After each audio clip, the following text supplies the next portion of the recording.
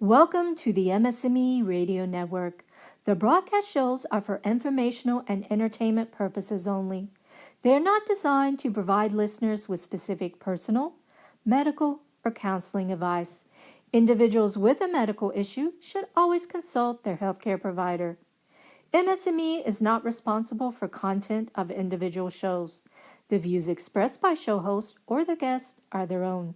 Enjoy the show.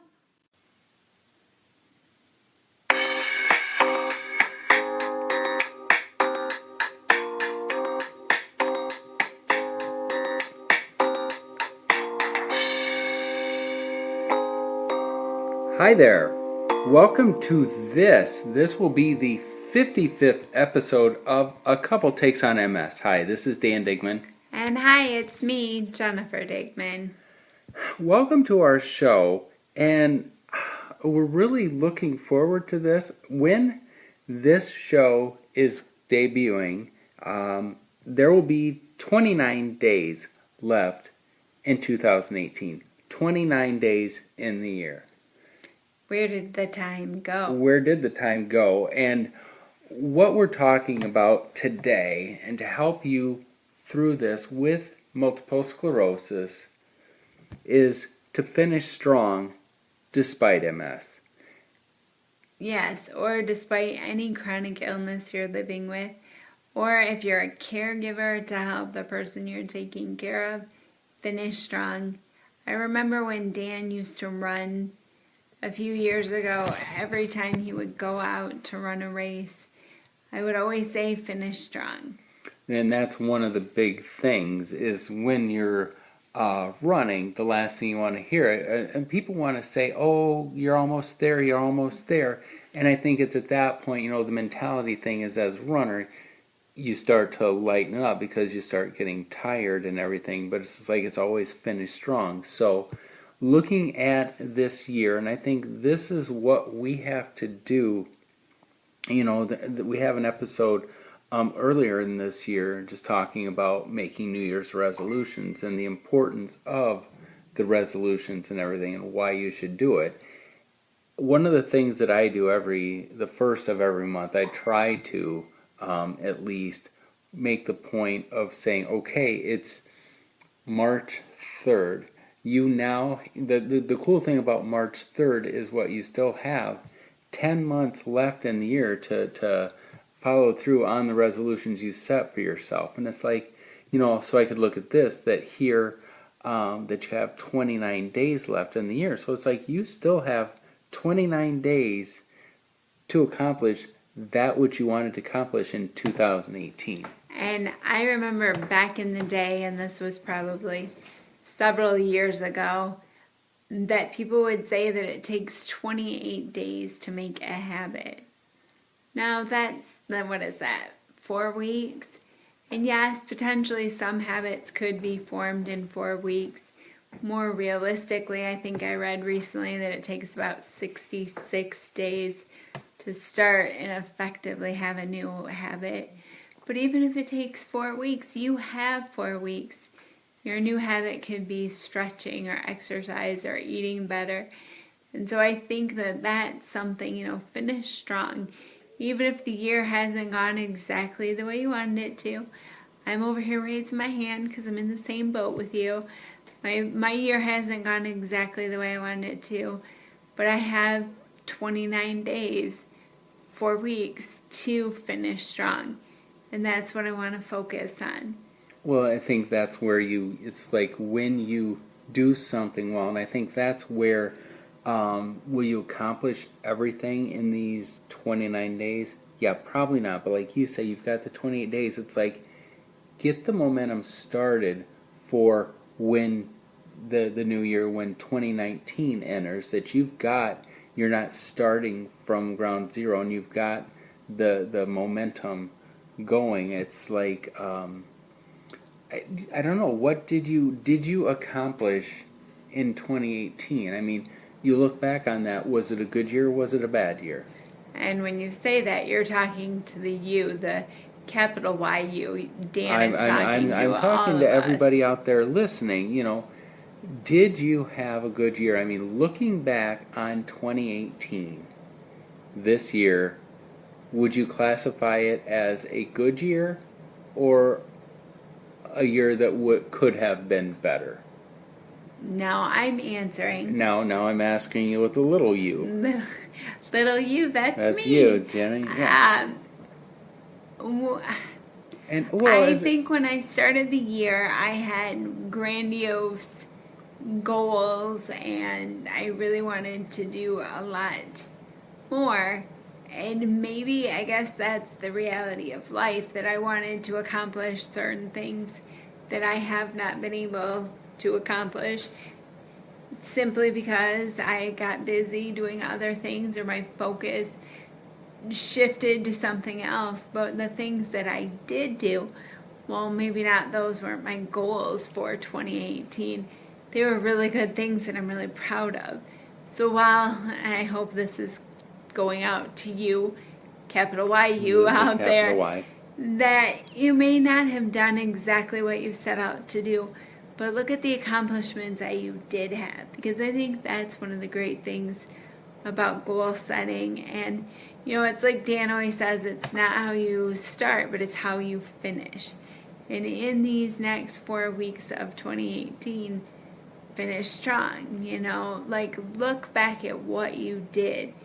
If you feel like, oh, it wasn't such a good year, maybe look back at your calendar or your phone, the calendar app on your phone. Look at your Facebook posts. Yeah, and just see, maybe you did accomplish a lot more than you thought, or if you didn't accomplish as much as you thought, start today. What are you going to be able to tackle and accomplish? And I think that's something, as we find all of our inspiration on social media memes and things, but the one I had seen several weeks ago, but it just said one day or day one.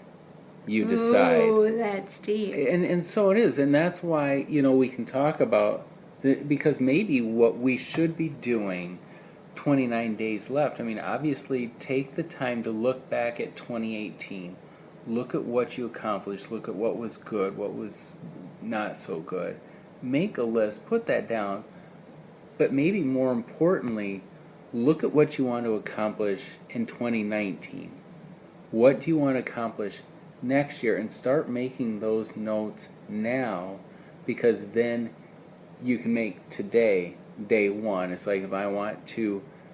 The other day, I felt so proud of myself, if I may say that, but just, because we got up earlier, I went for a walk around the neighborhood because I keep saying, I need to go out and walk. I should, and I'm Yes. shooting on myself. Don't shoot on yourself. I should all over myself. Don't do it. And I think that's where, I should go walk. And I mean, just for that one moment, and I felt so good about myself that whole day. Even when something bad happened, I had that mentality saying, you know what though? I walked this morning, and it's not a huge lap around the hood, if you will. I will. It's, I think I had clocked it back when I used to run, and it's like maybe about little over a quarter of a mile. And I did it, but I think it's just like making those little things, and then all of a sudden I made oatmeal for breakfast, because all of a sudden you're just like, well, I think I'm going to be healthy, and this is what I'm going to do today. Absolutely. But you want to get in that habit now. So I mean, but I guess the question I was going to ask you earlier, and it's both little you and big you out there in listening land, I mean, what would constitute this being a good year? When we look back on a year, what makes it a good year? What makes it a bad year? And how do you judge that? I mean, or is it like you weigh your pros and cons, and you have to list out like, when the pros outweigh the cons or whatever? I think if you can look back on the year and you accomplished one thing that you really wanted to do, or you took one trip that you wanted to take, or you were able to meet a goal, whether that be physical or mental or financial, I just think anything that you can look back on positively makes a good goal or makes a good year. You know, certainly for us, Dan, this was a tough year. We had some loss, but if we try and focus on the positive. I remember there was a TV show when I was a kid, and they sang a song, a theme song. It was like you have to accentuate the positive, eliminate the negative. And I remember that. And that's something I want to try and subscribe to, is that I can look back on the year, and yes, not everything went in my direction, but the things that did, I want to focus on those. I want to accentuate the positive, just not think about the bad things. And then I want to have faith that I can, even if they're the same goals that I had in 2018, that I can accomplish them in 2019. I'm not giving up on myself. But now, Dan, I'm asking you, capital U, capital Y-U, the same question. What makes a good year for you? That's a great question, Jennifer. Thank you. I think a good year is, even if, like, right now, as this show comes on the air and it's, the 2nd of December, I would say the fact that I'm at the 2nd of December had to have been a decent year, because and to be proud that, I made it, whatever bad things, and that's where I would say I don't know if I would have a bad year. And that's not Pollyanna or anything, but I think it's, but what would have to be a good or a bad year? I think, you're looking at the major things. Obviously, yeah, like you said, we had losses. And there were negative, there were frustrating, there was sadness. We had that, but I think on the bulk of it, it's like coming into 2018. I think one of the things I wanted to do, I had to do, was get a job. And Find employment, after losing, but even at that, after I lost my job in 2017, never once did I look back at 2017 and say it was a bad year, even though I lost, something I had for, 18 years, our livelihood. But it's like looking now at where we are. I accomplished, we're in a totally better place than we were before. yeah, the only way out is through. And it is, and sometimes you need to face those. I think that's where, when you find the bad, when there's the ugly, when it's facing you, it's just like accentuate the positive, or you stick. I guess that's I plan to write about that, is just sticking your head down and going forward. You're to look back or say what if this should have been, and saying what went wrong. Obviously you look back and pinpoint what did go wrong, so you learn from it, but at the same time move forward. And how do you make your life, put yourself in a better situation? And I think it was Wayne Gretzky with his thing. It's like, I'm now bastardizing his quote and everything, but it's something. It's not, as far as being good in hockey, says, I don't look at where the puck is, I look at where the puck is going to be. And yeah, you have to have that foresight. As we're entering into 2019, finishing up 2018. If you would have asked me in January of 2018, Jennifer, do you want to get a new wheelchair? I would say, that's kind of a lot of work. I'm going to have to go to doctor's appointments. I probably need to see my neurologist. But now it's 29 days until the end of 2018, and I'm sitting in my new wheelchair. And you've had that for about a month. Yeah, and it was not super easy to get, but it was manageable, and we were able to do it. And the only way you can do it is to just start. Put one foot in front of the other, and just, which is funny because I am the woman in the wheelchair. But just to set down your goal and say, I want a new wheelchair. I need to be more comfortable. Or for you, Dan, you want a new neurologist. Your neurologist is retired. So you were really proactive and you said, what do I need to do to see this new doctor, and they were saying, well, you have to get some tests done, you have to see your primary care doctor. And look at, by the end of the year, you will have the tests and Everything the will be in place. paperwork needed. Well, and that's where I think, in terms of good year, bad year, accomplishments. I mean, do I have a new neurologist? I don't have one, but it's just the fact that you find pride and relief in that, and you just feel good that things are in motion and stuff is moving forward, even if you wouldn't have gotten the wheelchair through, as quickly as you did. I mean, but it's just knowing that it's moving, it's happening. You're not stuck in neutral. You are moving forward. And that's the problem. Or one of the challenges or downsides of focusing on what might have been or what went wrong or what you didn't do. You're not only in neutral, but it's like you're going in reverse, and it's just like, just bear down and go forward. One of the things I was thinking, there's this saying that life is what happens, or when you're busy making plans, or life happens when you're busy making other plans. Yeah, I've heard that.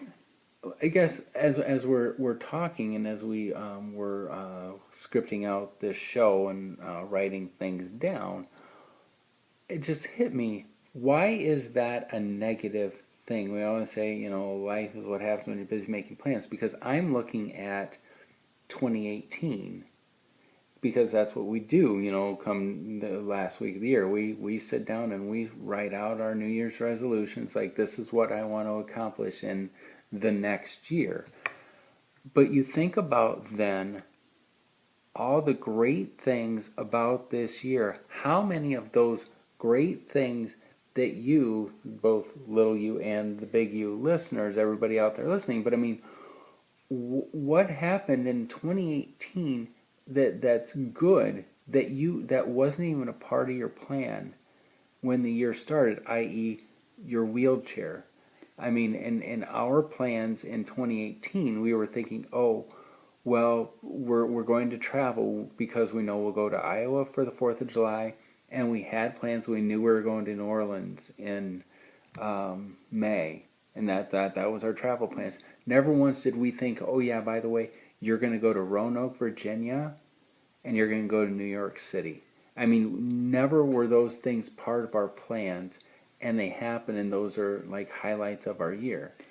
And I think that those are good examples. Maybe not every person is going to travel or do something like that. But if you have children, maybe your child had a really big accomplishment at school, or maybe professionally, at your workplace you have won an award or something. There are just more accomplishments and things that we need to be grateful for and remember. And I always think at the end of the year, I want to finish strong because I made it through another year. I mean, oh my goodness, I can say today, I have been living with multiple sclerosis for 21 years. I have made it through 21 years of this darn disease, and I'm not beat down. I mean, I'm a lot different than I was 21 years ago, and my life has changed. And this hasn't been a perfect year health-wise for me, but I'm still here, and I have ambition, and I have hope, and I have goals. So things like with our multiple sclerosis, those are things that I can look forward to achieving in 2019. So I need to finish strong in these next 29 days so that I can move forward and slay this darn disease dragon again in 2019. You know what I'm saying? I don't want to be babbling here, Dan. But that's absolutely perfect, and it's absolutely right. But just how things build, because you've been an inspiration to me this year, in like all that you've done and accomplished exercise-wise, and Thank you. And how that builds off. It wasn't enough that you did the PT in one area. Well, then all of a sudden you're doing PT in another area, and it's just like, and how that just one thing leads to another and strengthens and gives you. I mean, I guess I'll ask you then. Did that you look at you're doing basically PT 3 times a week? Did you ever think that you would do that unless you just took that first step of, yes, I'm going to do PT Connect, and just how one plays off the other? I mean, and then does that give you the confidence to say, why, yes, I can do PT 3 times a week? All I can think of right now is visually, with you saying that, is I see Pigpen from the Charlie Brown comics. I don't know if any of you out there listening know Pigpen and what I'm talking about, but he always seems that he has like a little dust storm surrounding him, and it's just everything catches up around him. And I feel that when I did that PT Connect at Central Michigan, that I met one or two really engaging students that I really thought were awesome. And then my little dust storm, my Pigpen storm around me, I just started attracting more and more like people, the participants in the program and the students, that I got more involved. And I got you involved, and that dust storm is continuing to grow. And right now I'm doing physical therapy 3 days a week. It's just kind of like, just a snowball effect that it just keeps building and building. And so I think that is something. Thank you for bringing that to the front of my mind. It is something that I want to accomplish in 2019, but I want to finish strong. I want the physical therapy, the women in the program that I'm working with right now, I want to accomplish. I haven't been able to get a cup of coffee to my lips probably the last 4-6 months. I'm working with Laura and Taylor, and that's our goal, as same with Peter and Lindsay, the other 2 physical therapy students from CMU that I'm working with. That's my goal, and maybe in the next 29 days, I might be able to pick up a cup of coffee. Granted, it'll probably be cold because I don't want to get burnt, but I'll be able to pick up a cup of coffee and get it to my lips and get a sip, and it will be the most delicious coffee. So it's those small accomplishments that I really want to take stock of, and I don't want to poo-poo or act like, oh, that's not a big thing. I just had a sip of coffee. I mean, those are the things that I think we all need to do, because we set our goals so high, which is great. But even if you don't make it all the way, I mean, just look at where you're at from what had you done nothing. And well, absolutely. Today when I wrote in my journal for over 1.5 pages, woot woot, I was like, thanks Peter and Lindsay, or thank you Dan and Marcus for helping me stretch and exercise, stay active, and then thank you Jennifer, that's me, that you're trying. And I think you may not have accomplished everything you wanted in 2018, but if you accomplished anything, if you're listening to this program right now and you have goals for 2019 and you are intending to finish up the year strong, I think that's something you should be proud of. I think it's like with any kind of game, because obviously I put everything with multiple sclerosis as a game and how it compares. But I'm thinking, if I was in a game, would I want to shoot the lights out in the first half of a basketball game and have 80%, hit 8 of my 10 shots in the first half, and then second and a half hit 1 of 12? I mean, how, even if you won the game, how down would that make me feel? I would have rather been 1 for 10 in the first half and then go second half be 8 for 10, because because that's the most recent thing I did was the 8 for 10 in the second half. So you are saying it's really important to you to finish strong. Finish strong. I mean, so what? That's 365 days, so that'd be like 335 other days could have been like not good. But I mean, now you've got 29 days here. I mean, so then that, and again, that carries, as we talked earlier, with the momentum. That, or like, you're like in halftime and you play, and you really turn it on the end of the first half, you come out the second half, you've got the momentum and it's in your favor. So if we're talking then just January 1st, 2019, you got 29 days to get that party started and get the momentum going. Yeah. So when January 1 hits, you're firing on all cylinders. And what is that? I don't think it's. I don't know who to attribute it to. I'm sorry. I'm having just a moment of brain drain, but an object in motion stays in motion. So in these next 29 days, whether it's physical motion or just mental, Emotional. yeah, just if you get started and you keep going, you're going to be hard to stop come January 1st. Yep, and you're not So, just like waking up. It's kind of yeah. like the nice thing is like at work. I love having the work computer on, things going. By the time the clock hits 8 o'clock, then 8 comes and I'm working while everyone else is filtering into the office. I'm on fire. I'm doing it and stuff. And so just keep rolling, and just even the simplest things. What's just a simple thing to say? I want to smile more. I want to smile more, or I want to be thankful and gracious and grateful more, or mentally, I want to be mentally strong, and that's a huge accomplishment. So we really want you to finish strong with us, and it's 29 days left in 2018. So you can still make this, you make it a great year because you'll remember how you finished, and just doing the best you can. So we really, really appreciate you taking the time to check in with us again.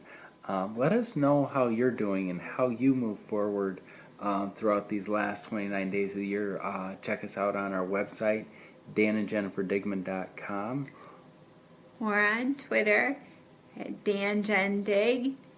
And we really appreciate you listening to us on A Couple Takes on MS. Have an extraordinary day. Thank you again, and thanks to Blue Giraffe Kid for composing the theme music for our show, and to the MS&Me Radio Network for having us along. Take care.